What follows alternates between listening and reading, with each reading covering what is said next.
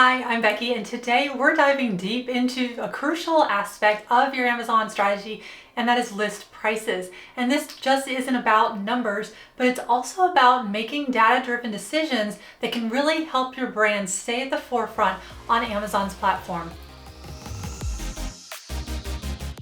On Amazon, the list price, also known as the manufacturer's suggested retail price or MSRP, that's more than just a figure or a number. It is a tool that you can use to shape how customers are perceiving the value of the products that you offer on Amazon. There is also, it shows like a strike-through pricing, for instance, as well, and that'll highlight potential savings and that'll make your offer more compelling and appealing to people that are shopping. Now, the list price isn't just a suggested number. It does play a vital role in your product's, like I said, perceived value. If you set it too high, you might deter potential buyers, while if you set it too low, it could undermine your product's perceived worth. Now, finding the right balance of those, that's going to be crucial. So let's talk about some factors that influence that list price that you set on Amazon.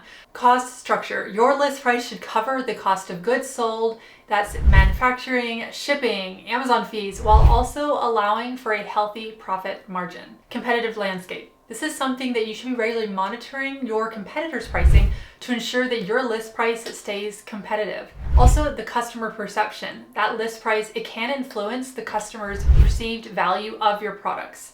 Now, if the price is, like I said, perceived too low, customers could question the quality of your product. On the opposite end, a higher list price, it really can give that perception of premium quality. Now, there's also promotions and discounts. You can utilize and should utilize promotions and discounts strategically that can really enhance the appeal of that list price. So really, how do you determine that right list price? And it really does start with understanding your product's market position. The price that you set it at should really reflect the actual retail price at which significant sales have and can be made that you've seen historically. Also, please note that the list price that I keep referring to, this isn't the same as your actual price on Amazon. So you are able to provide a list price and then you can set the price that you want to sell it at on Amazon. And that's when you'll see that strike-through pricing on a product listing. And I'll try to have an example for you on the screen here. Now, using recent sales data, also looking at your competitor analysis, that's going to be vital. If you are new to listing the product that you've never had on Amazon before, you want to consider starting with the price at which you first offered it.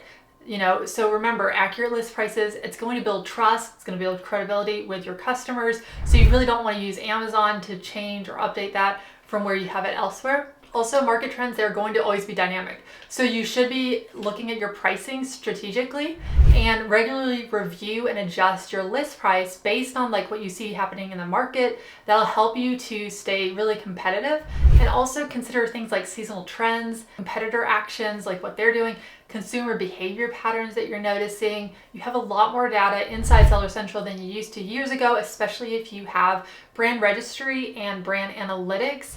So you'll want to be looking at that data, and you can adjust your price on Amazon if that list pricing hasn't changed. Now, monitoring tools and analytics, there's a lot of softwares out there like Helium 10, for instance. I'll have a link in the description for that, but basically Amazon business reports as well, and the pricing health dashboard. That's going to be a nice really help there when you're kind of making your decisions. Those are going to give you insights that'll really help you fine tune and tweak your pricing strategy, ensuring that your products remain attractive while also maximizing profitability. This will also inform you if there's something wrong with your current pricing that could lead to a suppressed buy box. Now, if you want to find more about maintaining a lot of the buy box, make sure to check the video I did here, and it goes into a lot more detail about that.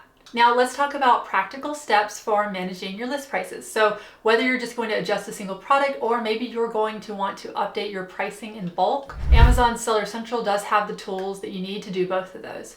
Now, to update a single product, you're going to go to your inventory from the top left bar, select manage inventory, and then you want to click on that edit next to the relevant SKU that you're looking at updating the pricing for. Now, in this offer tab, ensure that your more attributes is enabled so that you can see this, and then you're going to want to update the MSRP or the list price field. Now, for bulk updates, that's going to be if you're changing a lot more of your products in your catalog at once. Use your inventory files for that. So you're going to want to download the appropriate template, then you're going to fill in that list price field and then upload the file back into Amazon.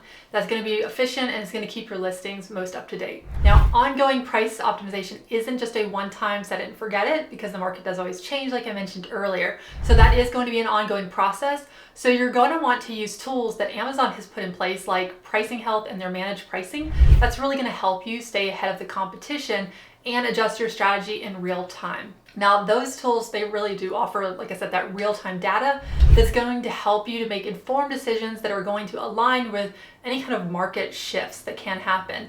And on Amazon, you would notice that a lot more than you would, for instance, on your own website.